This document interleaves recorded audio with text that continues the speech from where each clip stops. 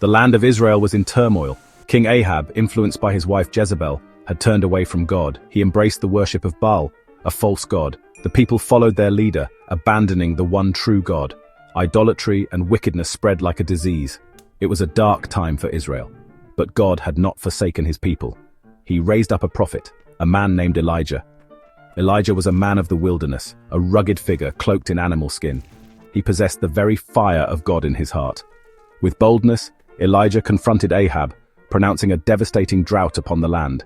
This drought, he declared, would be a consequence of their unfaithfulness. Ahab scoffed at Elijah's words. He surrounded himself with prophets of Baal, ignoring the true God and his messenger. The heavens, however, obeyed the Lord. The rain ceased, the sun beat down mercilessly, and the earth turned to dust. The drought began, a visible sign of God's displeasure. As the days turned into weeks, the land of Israel withered under the relentless sun. Streams dried up, crops failed, and the people began to murmur against Ahab. The king, desperate to end the drought, searched everywhere for Elijah, determined to silence the prophet. But Elijah was hidden by God, safe from Ahab's wrath. He found refuge by a brook, where ravens brought him bread and meat each day. The brook sustained him, a testament to God's provision in the midst of hardship. The drought worsened, and even the brook eventually ran dry. Yet Elijah's faith did not waver. He trusted that God would provide, even in the most desolate of circumstances. The Lord spoke to Elijah, directing him to a widow in Zarephath, a city outside of Israel. "I have commanded a widow there to feed you," God assured him. With unwavering faith, Elijah set out for Zarephath. Elijah found the widow of Zarephath gathering sticks outside the city gates. She was destitute, her life as bleak as the parched land. He asked her for a drink of water and a small piece of bread.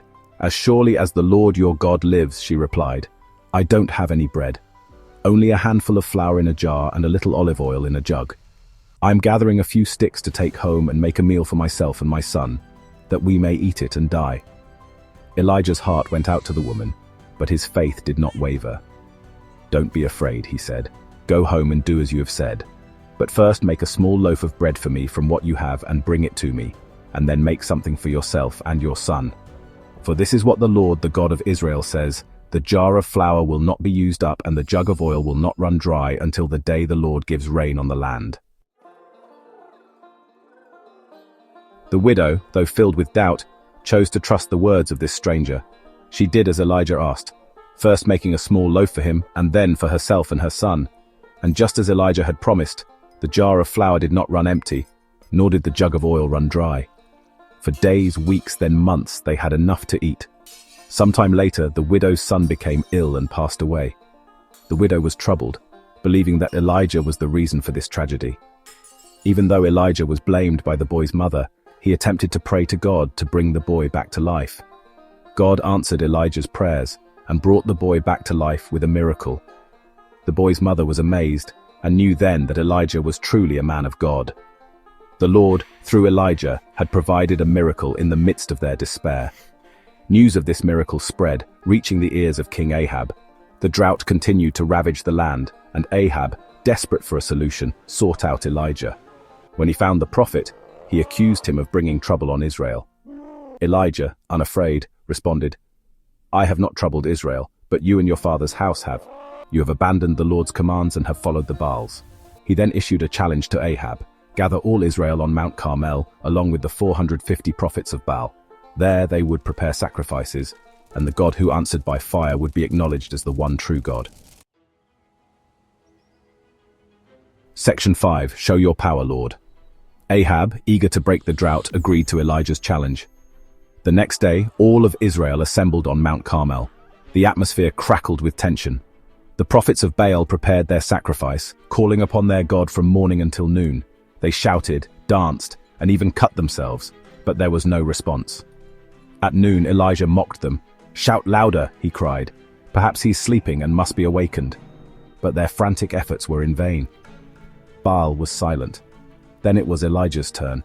He rebuilt the altar of the Lord, laid out the wood, and prepared the sacrifice.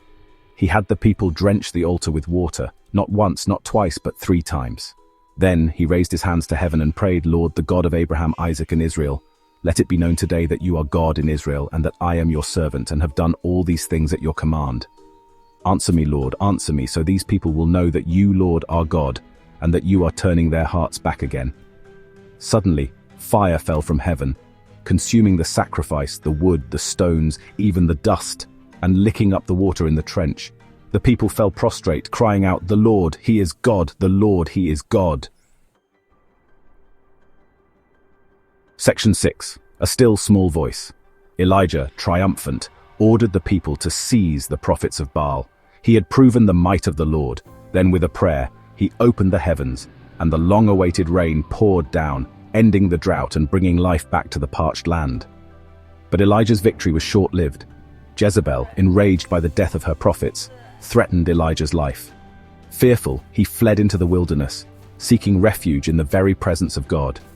He traveled for 40 days and nights until he reached Mount Horeb, the mountain of God. There, he found shelter in a cave. The Lord came to him and asked, "What are you doing here, Elijah?"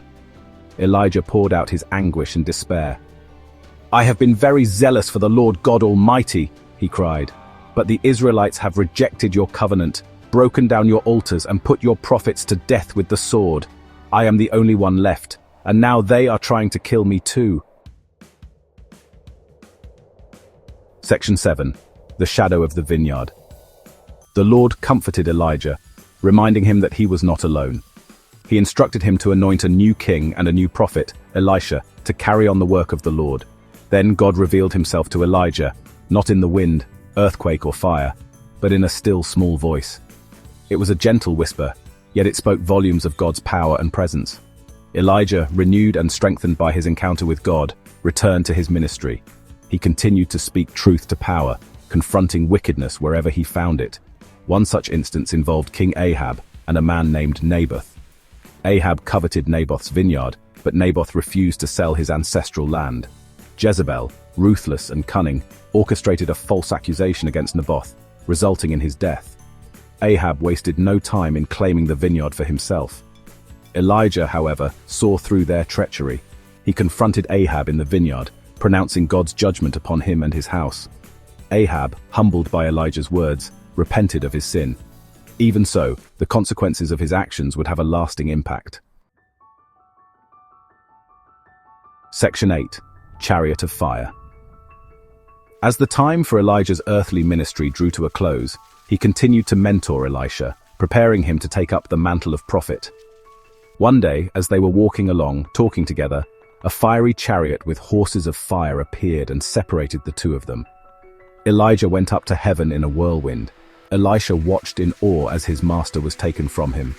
He cried out, my father, the chariots and horsemen of Israel." Then picking up Elijah's cloak that had fallen from him, Elisha returned to the Jordan River and struck the water with it. The waters parted just as they had for Elijah, and Elisha crossed over. He was ready to continue the work that Elijah had begun. Elijah's departure was as dramatic as his life. He did not experience death like ordinary men, but was taken directly into God's presence. His ascension served as a testament to his unwavering faith and the power of the God he served. Section 9. A Lasting Legacy. Elijah, the fiery prophet of faith, left an indelible mark on the history of Israel. He stood against the tide of wickedness, boldly proclaiming the truth of God. His life was a testament to the power of faith, even in the face of overwhelming odds. He performed miracles, challenged kings, and ultimately was taken directly into heaven. But Elijah was also a man of like passions as we are. He experienced moments of doubt, fear, and despair. Yet even in his weakness, he cried out to God, and God met him in his time of need. Elijah's story continues to inspire us today. He reminds us that God is with us, even in the midst of trials and tribulations. He encourages us to stand firm in our faith, to speak truth to power, and to never underestimate the power of prayer. Elijah's legacy lives on, a beacon of hope for all who seek to serve the one true God. Thank you for watching. There are links if you want to support my work. May the Creator bless you always.